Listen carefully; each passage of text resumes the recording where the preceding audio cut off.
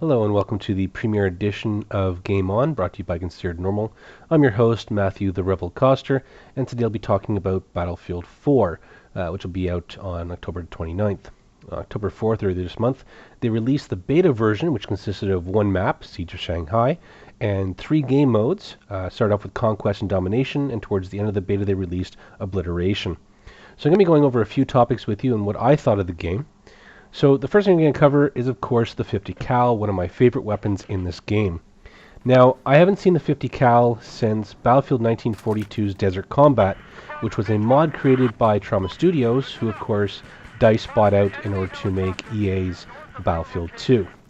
Now, I've played almost all the Battlefields that I can imagine. The only ones I've missed, I believe, are Battlefield Bad Company, the first one, and Battlefield 3. Of course, I'm a PC player, not a PS3 player, so if any of these were for PS3 and Xbox only and not PC, I of course haven't played them. But almost all the versions for PC I've played.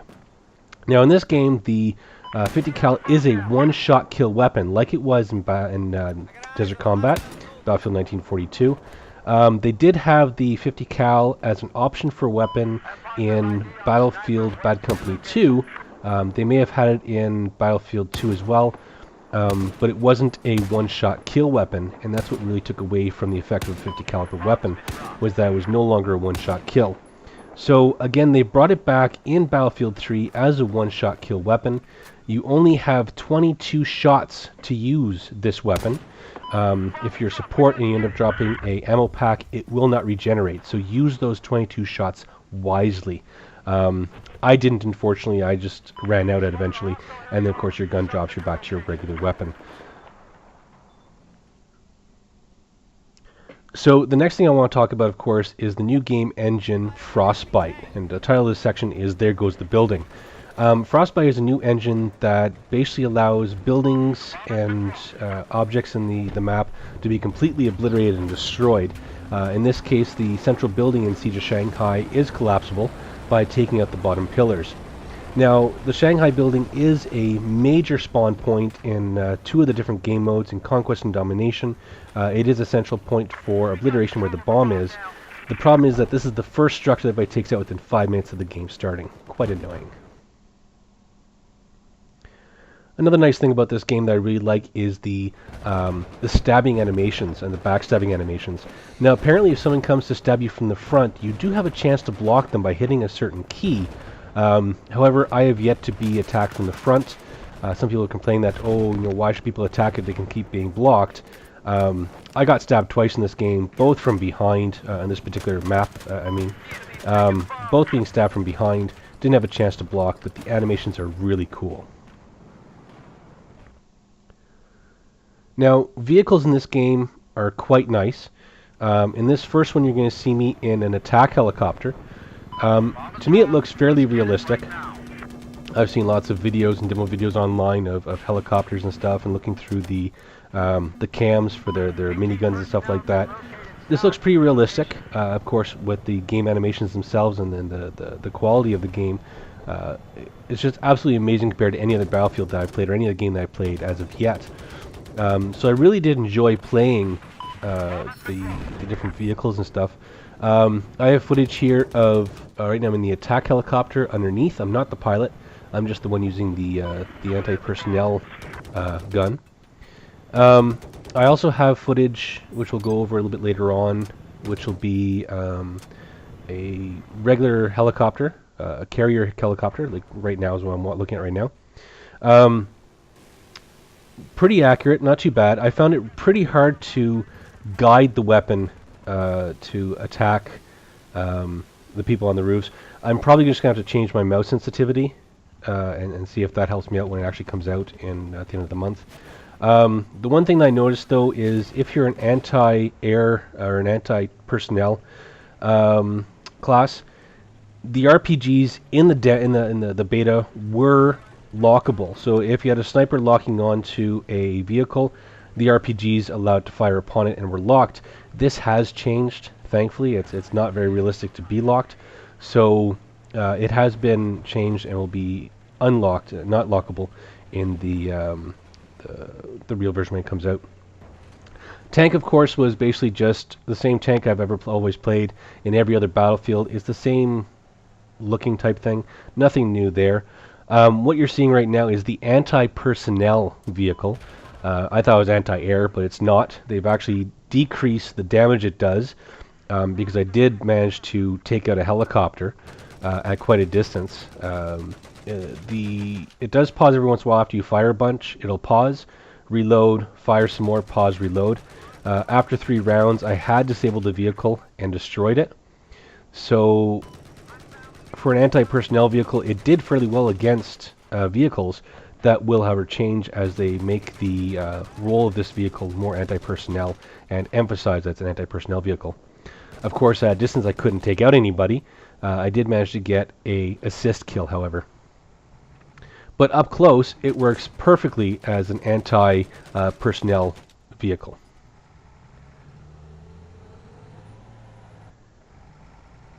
As long as you don't aim at your own teammates. The other thing I noticed too is that the anti-personnel vehicle really does not have enough power to get up the stairs on its own. If you do hit your sprint key, it does give the vehicles extra power. It may get up at that point, but it didn't at this time. And then I'm back at trying to take down a vehicle with the weapon.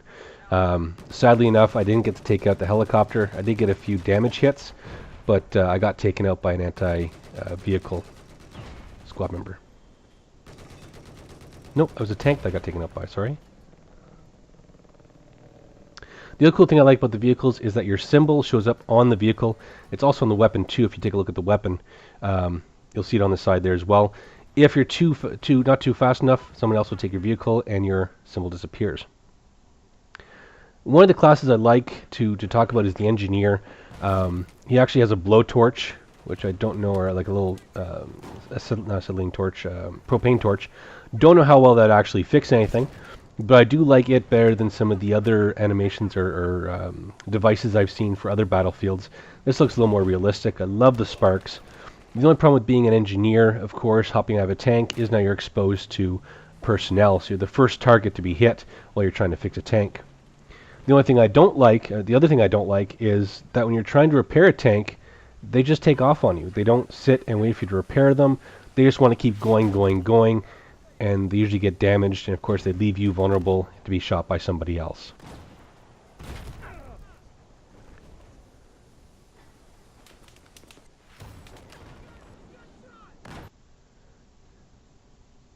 So while I show you guys some basic gameplay video, and just keep watching as I play my games here, I wanted to go over some of the changes that will be going on once Battlefield comes to life again.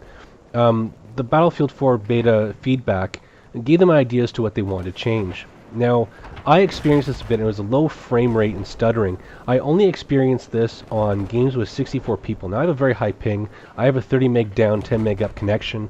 Very stable, very fast. My ping's never more than 20 at all, 20 ping. So, I shouldn't be experiencing any lag at all. However, there was a bit of lagginess, low frame rate, and stuttering, but only on servers that had 64 players. The 32 and the 16 servers had no problem at all on. The being stuck on the loading screen, it happened to me towards the beginning of the launch. There were a few patches that had fixed it, as well as disabling TeamViewer. If you have TeamViewer on your system, it's good to disable that. It interferes with a lot of games, and that may cause some problems as well. So don't forget to disable your TeamViewer. High CPU usage during the beta, I didn't have that problem. I have a quad core. I had no issue at all with any high CPU.